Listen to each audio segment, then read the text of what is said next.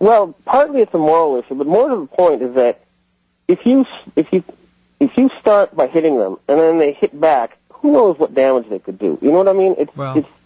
It's always like gang wars involve serious death, right? So it's better if we can get a peaceful solution first. You know, that's always the policy. You know, fighting is a last resort. And it's not about just, you know, a few evil people, because just killing them isn't going to do it. You know, there's going to be some sort of horrendous retaliation. Well, there's a whole mechanism in place, and if I might suggest something, which I've said for many years, and I certainly don't have the connections you do in the Asian theater, I don't believe these people will give up their control under almost any circumstance. I believe they will take the whole planet down with them rather than yield the floor to something else. Now, here's the point I'm making. You see, I've given them enough hints. So they've got these poor mind slaves locked away in the basement of the NASA, okay? They've got their supercomputers. And if they're even half as smart as I think they are, they will have located a singularity on the event horizon.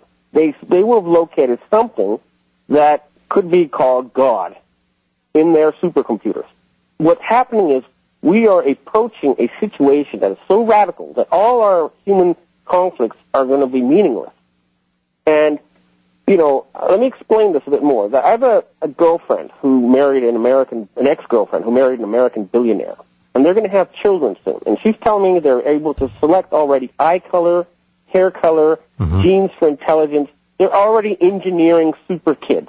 And it's a matter of time before, and only not very much time, maybe 20 years at the most, before they'll be able to make people immortal. And then there's going to be people who want to start doing things like adding whale brain genes and eagle eyes and bat ears and things. Well, they're probably already doing that in their black ops labs around the world, and have been, I'd suggest, for a long time, playing gene games like that. Yeah, and so you're going to end up with a whole new sort of range of super beings, and then they're going to have all this incredible power at their disposal, and this cannot be left in the hands of, you know, if these people continue with their plans, they're going to blow the future of the human race and this planet. And so I'm saying that... Well, excuse me, Ben, excuse me. What you're saying is they will create a race of super beings who will be elite and who will totally dominate the planet, and they probably will go about then genetically reducing the common denominator of many of the masses to an even dumber and more dumbed-down level. Is that what you're suggesting? Well, I'm suggesting that's their plan, but in fact, if the opposite could be true, is that everybody could be made immortal and super, in which case we would be, as a species, you know, exploding into something totally new. I think of the planet Earth a bit like a frog's egg, okay? Imagine the frog's egg in a pond, and the tadpole is starting to develop, and the eye is getting conscious. He sees outside the egg. He thinks, and he sees other eggs and wonders if there's tadpoles in those eggs too. But there's some worry, you know, they're running out of yolk. And so some people say maybe to deal with the yolk shortage, we should eat the tail, you know. And that's what these people are doing to this planet. That's how they're thinking. But in fact, the thing's about to be a tadpole swimming out there. And it's better to prepare to know what you're doing, because otherwise you're going to get eaten by the first pike that comes along. In other words, as a species, we're reaching some sort of breakthrough point of enormous proportions. Like I said before, like the Cambrian explosion. And not based on something, you know, like I smoked on a beach or something. It's based on hard science, that immortality, infinite energy, and then instant communications between large amounts of human brains is going to create something we've never seen before.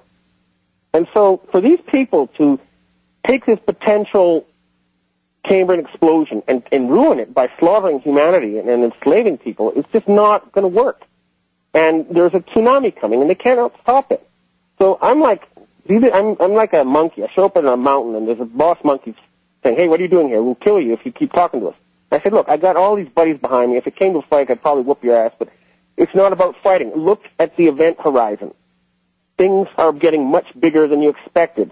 If they don't believe in God, well, there's proof in their supercomputers now of a real God on this planet based on our science with no need to invoke anything supernatural. It's right there, according to our laws of nature, as understood by our science. They can see it coming. And if they can't, then they're a lot dumber than I thought, and I worry for them. And how do you think they define God? If you're correct and they have determined that there is a God or a universal consciousness, how do you think they define it? As an enemy? As something to be ignored? As an adversary? They are satanic. How do you think that they view it? What happened, I believe, years ago is they had a God king who had all this power, and then he didn't want to die. And so he tried to preserve his knowledge through generation after generation, through heavy family tradition. And the idea ultimately was to really become God. And so they want to become God. They want to link all human minds into one single mind, plug them all in, and then create God out of nothing. And their belief is that, they've done all this killing and stuff, and God hasn't shown up, so they can do whatever the hell they want. And the only thing that would stop them would be the actual appearance of a real God. And I'm saying that has happened. These people better take a look at the event horizon. If they're half as smart as I think they are, they will see something that they do not comprehend, that is bigger than their ability to really, truly grasp. And I'm trying to say, look, the tsunami is coming. You better do something about it. There's no time for us fighting. Their whole thinking is just so backwards. And the other thing is they're scared. They're very scared because they see their end is coming. They don't know what to do about it. The rise of China, the rise of India, all these people out of their control. They don't like the idea of losing control. They're scared. And they're racist. They don't like the idea of other races controlling the planet. They think they are the chosen special super elite, and it is their destiny to rule the whole world as a giant farm. And that's not going to happen. It's already too late. There's nothing they can do about it. They can try to initiate World War III in Iran and whatever. They need fear. They need war. That's the only thing they have working for them. And right now we're headed into an era where we don't need war. We need peace. The whole planet wants peace. And the only reason we have war is because of them. And so the whole planet is about to say, okay, enough already. It's finished. And it's going to be, theoretically, all that people have to do is say, okay, stop. And it's going to happen. There's no way these people are going to succeed. They may have, somehow brainwashed the American people and fooled them, but they know the American people are angry. They don't know what they're angry at most of them. They know there's something wrong. And I would suggest to the American people, too, that the best way to fight these people is not through armed militias and stuff, because that plays right into their hand. They're violence specialists. But a strike, a general strike, tax boycott, passive resistance, learn from Gandhi. You can beat them just by disobeying them. That's all you have to do. Then they're powerless. But if you fight them, then you play into their hands, you give them excuses to whip your ass. It'll be like a peasant rebellion with pitchforks against mercenaries armed with steel. Well, they'd love to turn Blackwater and other hired mercenaries and what's left of the American military, which will certainly be a polyglot of people from around the world, turn them loose on the American public. You're quite right. And that's the reason I didn't want the Chinese to attack, because I didn't want to give these people an excuse to crack down and have their martial law. Right. So, now, two of the top Chinese military generals in the last 3 years have said quite clearly, unequivocally, that the Chinese military is planning to fight and to win a thermonuclear war with the United States. They're not playing games. They are doing their underground homework. They're building facilities. So are the Russians. Of course, we have nothing here in the United States at all to take care of the populace.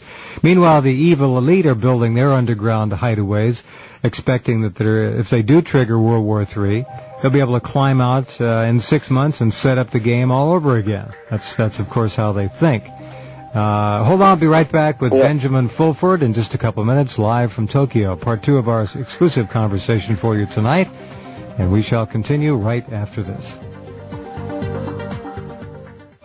Okay, let's get right back to Ben Fulford.